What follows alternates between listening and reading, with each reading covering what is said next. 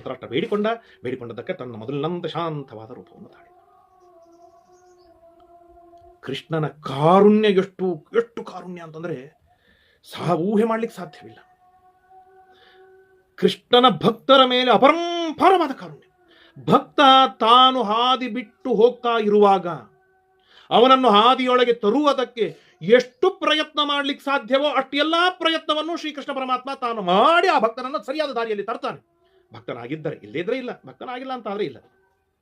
ಇದಕ್ಕೆ ಅನೇಕ ನಿದರ್ಶನಗಳು, ಅನೇಕ ದೃಷ್ಟಾಂತಗಳು. ಎಲ್ಲಿವರೆಗೆ ಹೋಗ್ತಾನೆ ಅಂತಂದ್ರೆ ತಾನು ಉಪದೇಶ ಮಾಡ್ತಾನೆ, ಹೇಳ್ತಾನೆ, ಕೇಳ್ತಾನೆ, ಶಿಕ್ಷೆ ಕೊಡ್ತಾನೆ, ಪಾಠ ಹೇಳ್ತಾನೆ, ಎಲ್ಲ ಮಾಡ್ತಾನೆ. ಏನು ಯಾವುದಕ್ಕೂ ಬಗ್ಗದೇ ಇದ್ರೆ ತನ್ನ ಅಪರೂಪವಾದ, ಅಮೂಲ್ಯವಾದ, ಅಂತರಂಗದ, ಅತಿ ಅದ್ಭುತವಾದ ವಿಶ್ವರೂಪವನ್ನೂ ತೋರಿಸ್ಲಿಕ್ಕೆ ದೇವರ ಹಿಂದೆ ಮುಂದೆ ನೋಡುವುದಿಲ್ಲ.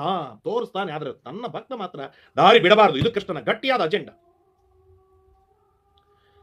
ಭೀಷ್ಮಕ ರಾಜ ಈ ಜರಾಸಂಧ ಶಿಶುಪಾಲಾದಿಗಳಿಗೆ ವಶನಾಗಿ, ರುಕ್ಮಿ ಮೊದಲಾದವರಿಗೆ ವಶನಾಗಿ, ದುಷ್ಟರ ವಶದಲ್ಲಿ ಇದ್ದವನಾಗಿ, ತಾನು ತನ್ನ ಮಗಳಾದ ಲಕ್ಷ್ಮೀದೇವಿಯ ಅವತಾರಳಾದ ರುಕ್ಮಿಣಿಯನ್ನು ಶಿಶುಪಾಲನಿಗೆ ಕೊಟ್ಟು ಭಾರೀ ಅಂದಂತ ಸಮಸ್ಯೆಗೆ ಕಾರಣನಾಗಲಿಕ್ಕೆ ಹೊರಟಿದ್ದರೆ ಆ ಭೀಷ್ಮಕ ರಾಜನಿಗೆ ದೇವರು ತಾನು ವಿಶ್ವರೂಪವನ್ನು ತೋರಿಸಿಕೊಟ್ಟ.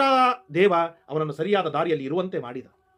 ಇದೇ ಧೃತರಾಷ್ಟ್ರ, ದುರ್ಯೋಧನ, ಶಕುನಿ, ಕರ್ಣ, ದುಶ್ಯಾಸನಾದಿಗಳ ಸಹವಾಸದಿಂದ ಭಾರೀ ಅನರ್ಥಕ್ಕೆ ಗುರಿಯಾಗಿ ಅಂದಂತಮಸ್ಸು ಮಾರ್ಗ ಹಿಡಿದ್ರೆ ಈ ಭಕ್ತ ಹಾಳಾಗಬಾರದು, ಈ ಭಕ್ತ ಕೆಟ್ಟು ಹೋಗಬಾರದು, ಈ ಭಕ್ತ ದುರ್ಮಾರ್ಗದಲ್ಲಿ ಹೋಗಬಾರದು ಅಂತೇಳಿ ತನ್ನ ಅತ್ಯದ್ಭುತವಾದ ವಿಶ್ವರೂಪವನ್ನು ತೋರಿಸಲಿಕ್ಕೆ ದೇವರು ತಾನು ಹಿಂದೆ ಮುಂದೆ ನೋಡಲಿಲ್ಲ. ಇದೇ ಅರ್ಜುನ ಯುದ್ಧ ಬೇಡ ಅಂತೇಳಿ ಹಿಂದೇಟ ಹಾಕಿದಾಗಲೂ ಕೂಡ ಅಪ್ರತಿಮವಾದ ವಿಶ್ವರೂಪವನ್ನು ತೋರಿಸಿದ. ಮುಂದೆ ಮತ್ತೊಮ್ಮೆ ವಿಶ್ವರೂಪವನ್ನು ಈ 4 ಬಾರಿ ವಿಶ್ವರೂಪವನ್ನು ಶ್ರೀಕೃಷ್ಣ ಪರಮಾತ್ಮ ತೋರಿಸ್ತಾನೆ. ಯಾಕೆ ತೋರಿಸ್ತಾನೆ ಅಂತಂದ್ರೆ ನನ್ನ ಭಕ್ತ ದಾರಿ ಬಿಡಬಾರದು. ಏನು ಕಾರುಣ್ಯ, ಏನು ಕರುಣವು, ಇನ್ನೆಂತ ಭಕ್ತ ಅಧೀನನು ಎಂಬುದಾಗಿ ದಾಸರಾಯರು ಕೊಂಡಾಡ್ತಾರೆ. ಹಾಗೆ ಅಪ್ರತಿಮವಾದ ಕರುಣಾಶಾಲಿಯಾದ ದೇವ ತಾನು ಅಪ್ರತಿಮವಾದ ವಿಶ್ವರೂಪವನ್ನು ತೋರಿಸಿ ಒಂದೇ ಕ್ಷಣದೊಳಗೇನೆ ಉಪಸಂಹಾರವನ್ನು ಮಾಡಿದ.